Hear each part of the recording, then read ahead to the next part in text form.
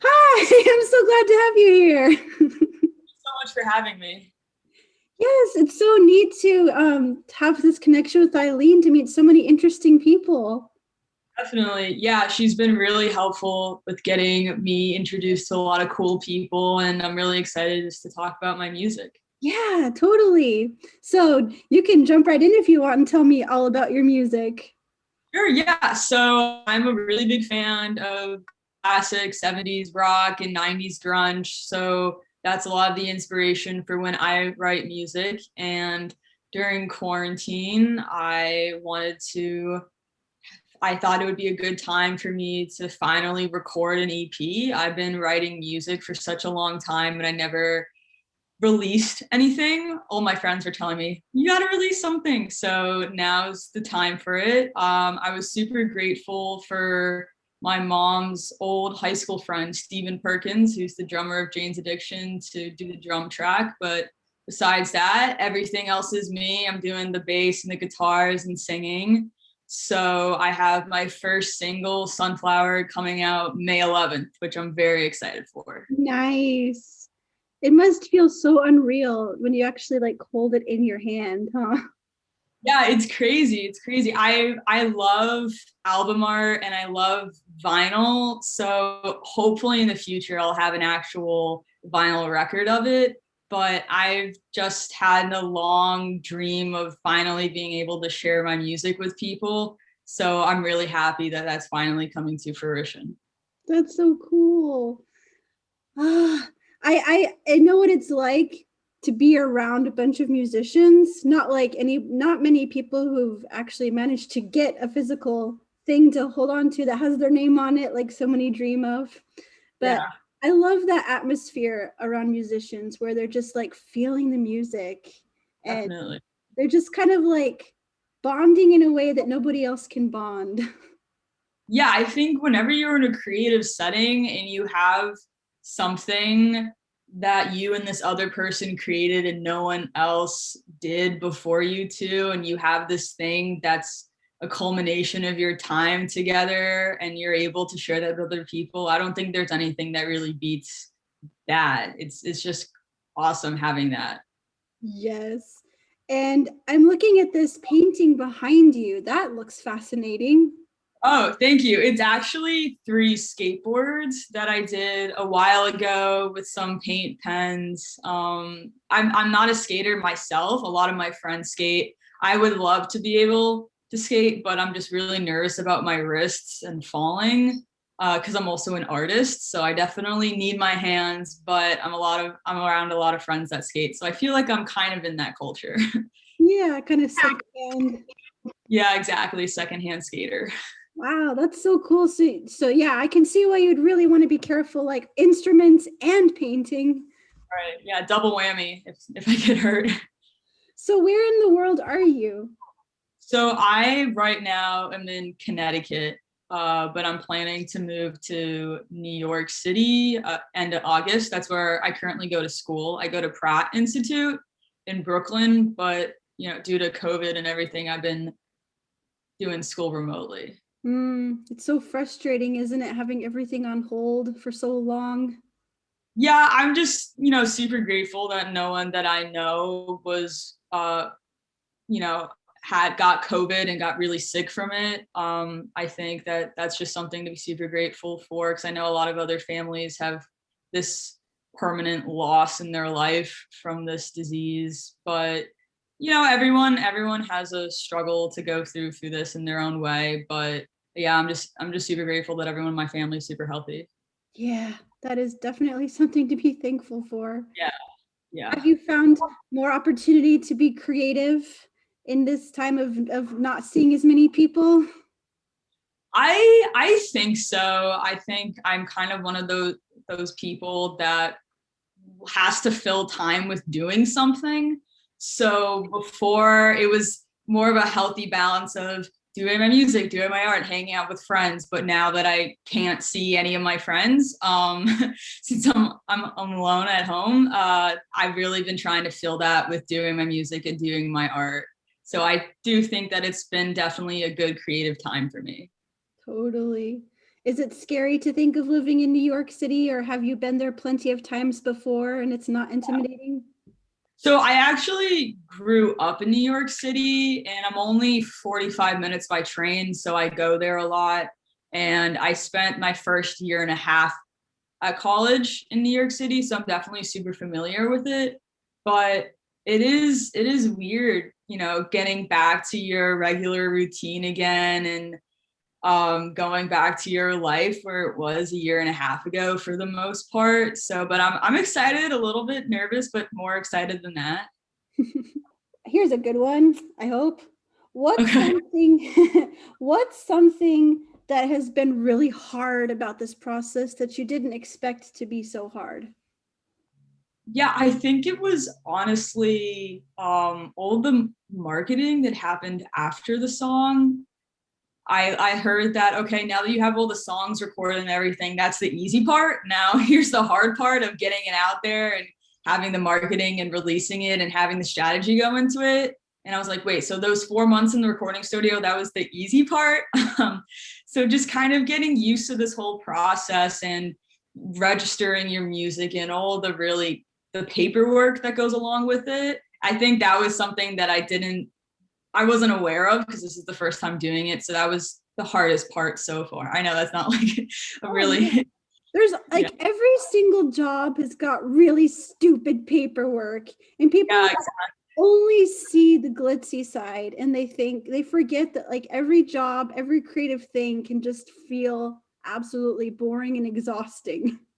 Right. Yes, that was definitely me. I was like, woo, you write a song, you release it, people hear it, it's all great. But learning all the grunt work and having to go through that was definitely more than I expected, but it's definitely important and you can't rush that as well. So what does marketing a CD look like? Yeah, I think it's just because with Spotify, you have to do a pre-save campaign so that the more pre-saves you get, the more chances it has on being on a playlist. And so then that's how you get more listens to it. So I wasn't aware of that whole process before this. So it's just learning as I go. It's all a process and just getting better with each single that I release. So much of the marketing has to be through the internet these days, huh? It's like there's Definitely. no Yeah, getting rid of that. I'm not. I'm slowly getting used to using social media. I wasn't the biggest fan of it, but it's such an important tool to reach a large audience that I have to learn how to use it more and use it a little bit better than I have in the past. Yeah. It just it's as a creative person, there's always that fear of it just being such a time suck, huh? Yes, yes. Yeah, because you have to like other people's, and that's also part of the learning process, learning about how the Instagram algorithm works and how to equate, likes and all that kind of stuff. So there's a whole process that goes into that. And I think it's definitely helpful to learn how all those things work because at the end of the day, I just want as many people to hear my music as possible. So you have to kind of go through that to get the result. Yeah. It's like training, like even though I know nothing about athleticism at all, it's like how I'd imagine it is for training that you have to keep doing the boring push-ups and stuff to get fit. Yeah. Well, in a music process, it's all the practicing, learning the scales, and then learning a theory, and then that pays off when you're composing and you're able to take that theory and all those chord progressions you've learned and turn it into your own song. So I'm actually a small YouTuber that I never expected that I would actually like get to talk to all these interesting people. And I was at first I was like, why me? Why am I getting to talk to people? And then I like it dawned on me slowly after like this is what my seventh conversation or something. Oh, I'm part of marketing now. Eileen didn't tell me that, but I'm cool with it. I mean, like it's cool. I'm definitely always down to have conversations and hear what you have to say. And I think, it's all how you look at it and just having conversations. I think that's Yeah, what life's at the end of the day. totally. Because Yeah. like when I've talked to people who've been around, rubbed shoulders with super famous people, and like, yeah, that's really cool to hear some of those stories. But what I really want to hear is like, what are people passionate about? Like, what inspire? So I'm asking you now, what Yeah. inspires you? What are you passionate about with your music? So I've always been, like I said before, writing music. I was classically trained on the piano, and then I first got my bass guitar when I was 13. So writing music and always been surrounded by music. And I've come from a very musical family. That's always been something that I just grew up with and was almost second nature to me. But I think what inspires me is that I think rock music has taken a back seat in a lot of mainstream music platforms. And I just want to bring the life back into rock and share it and have some good guitar licks on the radio and really have that passion that I have for rock shared with other people. So I guess that's my inspiration in terms of why I wanted to get into rock music and share that passion that I have for that genre with other people. So, do you think that there's just like a lot of covers and just trying to do old stuff over and over again? There just needs to be some new life in rock music. Definitely. Yeah, I think so for the most part. There's a lot of good bands out there that are current. I like Highly Suspect, Royal Blood, Cleopatra. I think those are great bands that are really contemporary. But I think when people think of rock and roll, they think of it as being in the past. They're not really familiar with a lot of the bands that are going on now, unless you're like me and you're really into the genre, so you're keeping up with it on your own. But yeah, I think when people think of rock and roll, they're thinking of, like Led Zeppelin, maybe the Who, kind of stuff like that. So it's in the past, and I just want to bring that back to the present and really just give some new life to it. Mm. I, I remember hearing my husband's super into music, and so I've listened to a lot of a plethora of stuff over the years because of him that I never would have been exposed to otherwise. I remember hearing about how when some new jazz person was in this stage, people were like, "Oh, he's doing it wrong." But like the Yeah. point of jazz was that there wasn't a right way to do it. And so it's Yeah. like I think probably in every genre people get stuck in, but these are the rules. And it's like you got to have these people coming in here saying, "Let's make new rules, dang it." Exactly. Yeah. And especially with jazz is such a genre that's built on improvisation and breaking the rules and just seeing where you can stretch that theory. I took a jazz class last semester, so I got super into that. But I think, like most things in the creative fields, you kind of have to learn the rules, and then it's how do you break them your own individual way. So I think with a lot of things, people would like it to be how it was before and stay consistent. Who is somebody, or what are some bands that you would really love to collaborate with? Yeah, I would love to collaborate with Pearl Jam. They were actually my first concert that I went to. So just to have that 360 experience. I would love to do Red Hot Chili Peppers, maybe some of those bands that I mentioned before, like Royal Blood or Cleopatra, just to stay consistent. What else? I'm trying to think of bands that I know that are still like alive today that would make it possible. Maybe Alice in Chains. I'm a really big Alice in Chains fan, so just to stay with those kind of bands. What about bands of people that people are no longer alive? If you could go back in time, who would you work with? I'm a really big Stone Temple Pilots fan, so to work with them and have Scott still as the singer, that would be great. I'm also really a big Nirvana fan, so working with Kurt Cobain would be the pinnacle of my music career, I think. But So, have you actually been able to have a real concert yet? I used to be in a band. For the current music I'm putting out, I'm in the middle of putting a band together. Things are starting to open up for live concerts. So I'm definitely looking forward to that. I definitely want to play live since I've done it in the past. I love performing. I love having that connection with the audience. Such a thrill. So I'm very excited to do that with my music going forward. So is your music like mosh pit kind of music? No, definitely not mosh pit. It's it's more like the 70s, just good time, being around with people, more of a party music. I just, wanted to do something that could translate to being more mainstream, just so more people can enjoy it. But it's still, with having Stephen Perkins especially, has a lot of its roots in that rock music. It has a great groove. It's got guitars. It's got, a really good bass line. So I think that it's a really good mix of both. So how can we listen to your music? How do we find you? Yes. So my Instagram is _Devon, DEVON _Gordon, GORDON. And I have my pre-saved link in my bio. And then come May 11th, it'll be available on all streaming platforms, Apple Music, Amazon, Spotify, Deezer, Tidal, all the big ones. So I'm very excited for that. It's just a few more days. I know, exactly. I'm very hyped. I can't wait to have my friends finally hear it on Spotify with the good speakers and everything and get their reactions. How are you going to celebrate this big release? I think I'm just gonna, I'm just currently with my family.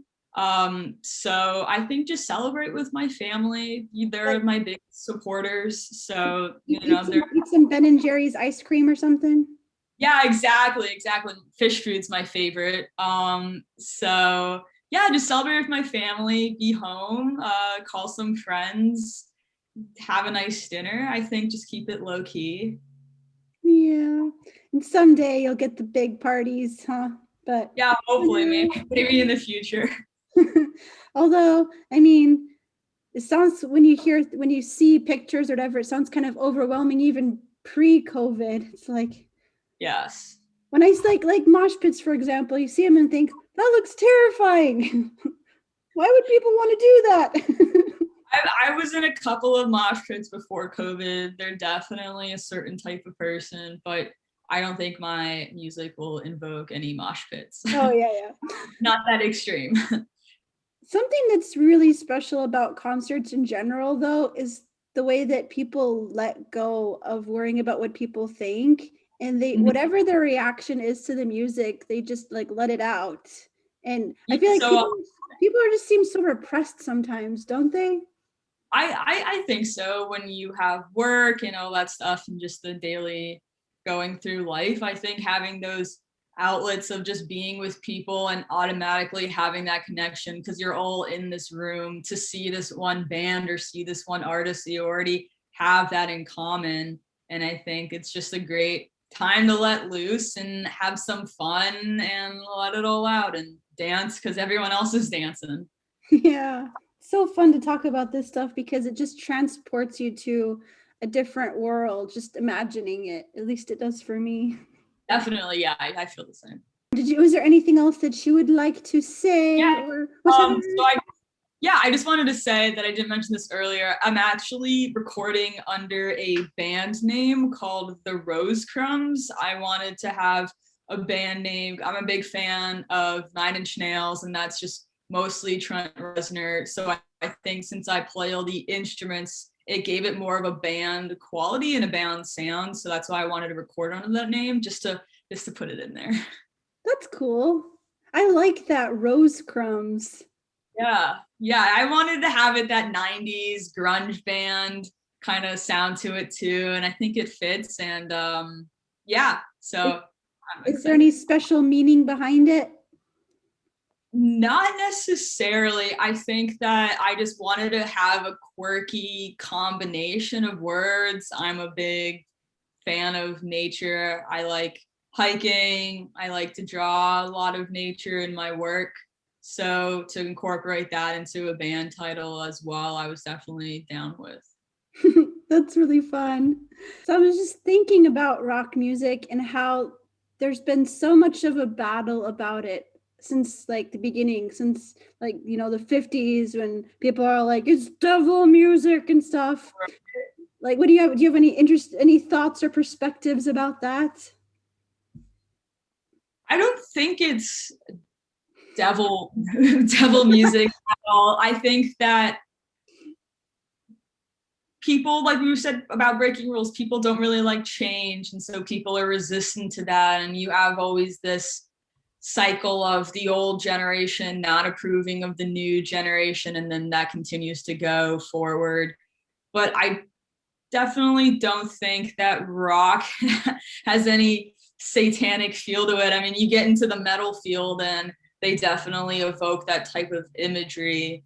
Yeah, maybe skulls on the album art and stuff like that, but I don't think that there's this big cult for rock musicians. I think that it's about breaking away from mainstream media, and I think for a lot of people that's seen as this outsider group of people doing that, so I guess it gets that label that way, but I don't think the two are intrinsically linked. It's like the whole fighting the man, fighting Right, fighting the system, and right, like, I will not assimilate. exactly, yeah, and rock is all about self-expression and how can I make my stamp on the world, and I'm just gonna say what I want when I want and have this crazy guitar riff to back me up. So I think that's great, and I would love to be a part of that. Thanks so much, and I'm really excited for you, and it was really great to talk to you. Oh, that was great talking to you. The way that I end my conversations, don't be scared, is I give hugs. Hugs. Okay. Hugs. Virtual hugs. Virtual hugs. Bye.